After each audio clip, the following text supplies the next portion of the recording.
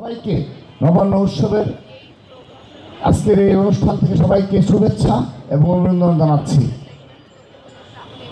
আমি আমার বক্তব্যের শুরুতেই ঢাকা বিশ্ববিদ্যালয় ছাত্রদলকে অনেক ধন্যবাদ ও কৃতজ্ঞতা জানাচ্ছি যে তারা শুধুমাত্র যে লড়াই সংগ্রামে অভ্যস্ত নয়, সাধারণ শিক্ষার্থীদের অধিকার বাস্তবায়নে আদায়ে শুধুমাত্র রাজপথে কিংবা অপরাপর যে কর্মসূচি পালনের পাশাপাশি এই গ্রামীণ ঐতিহ্যবাহী যে নবান্ন উৎসব সেটি ভুলতে দেয়নি, আমাদেরকে স্মরণ করে দিয়েছে। এবং আজকের এখান থেকে একটি বিষয় আমাদের যদিও প্রাসঙ্গিক কারণে আমি বলতে হচ্ছে, কিন্তু এই উপলক্ষে আসলে অনুষ্ঠানটি নয়, এটি আমাদের আগে থেকেই নির্ধারিত ছিল। আজ আমাদের বিএনপির ভারপ্রাপ্ত চেয়ারম্যান এবং ছাত্র দলের গর্বিত সাংগঠনিক অভিভাবক জনাব তারেক রহমানের জন্মদিন। তো সে কারণে এটি আসলে সত্যিকার অর্থে আমরা এসেছি। আমরা বিভিন্ন মাদ্রাসায় আমরা শুধুমাত্র শিক্ষা উপকরণ বিতরণ করছি ছাত্রদলের পক্ষ থেকে, যেহেতু আমাদের সর্বোচ্চ অভিভাবক থেকে স্পষ্ট নির্দেশনা কোনো কর্মসূচি পালন করা যাবে না। সে কারণে ঢাকা বিশ্ববিদ্যালয়ে এবং আমরা কোনো শিক্ষা প্রতিষ্ঠানে কোনো কর্মসূচি পালন করিনি।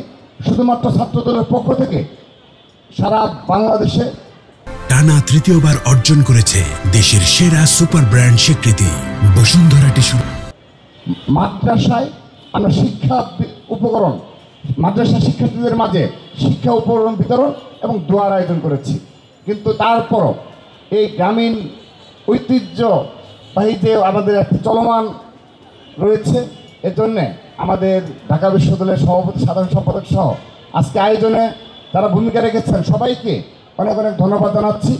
একটি বিষয় শুধু বলতে চাই, বিগত সময় দেখেছি আমাদের যে সাংস্কৃতিক আগ্রাসন যে ছিল, সেই আগ্রাসনের ফলে কিন্তু স্বাভাবিকভাবে দেশীয় সংস্কৃতি ব্যাপকতরভাবে ক্ষতিগ্রস্ত হয়েছে এবং সেগুলো নিয়ে শুধুমাত্র আমরা আলোচনাই করেছি, আমরা বিভিন্ন সময় টকশোতে শুনেছি, কিন্তু কার্যকর কোনো পদক্ষেপ বিগত সময় নেওয়া হয়নি। এবং অবশ্যই এই বিগত সময় উদ্দেশ্য প্রণোদিতভাবে ভিনদেশি সাংস্কৃতিক যে আগ্রাসন ছিল সেগুলো পুরোপুরিভাবেই গ্রাস করেছে দেশীয় সংস্কৃতিকে।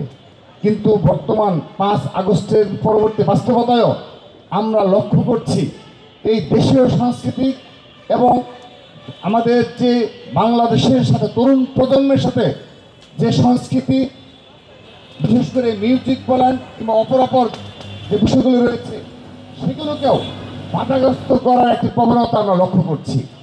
সেগুলোকেও দমন করে রাখা জন্যে তাদের এই সাংস্কৃতিক পথকে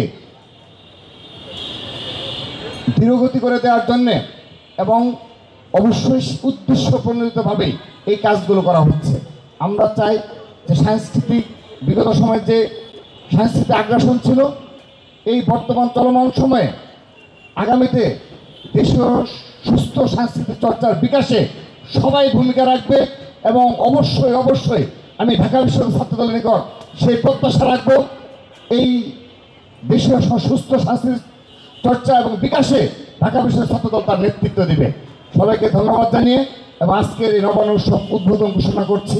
শুভ উদ্বোধন ঘোষণা করে আমি আমার বক্তব্য শেষ করছি। বাংলাদেশ জিন্দাবাদ।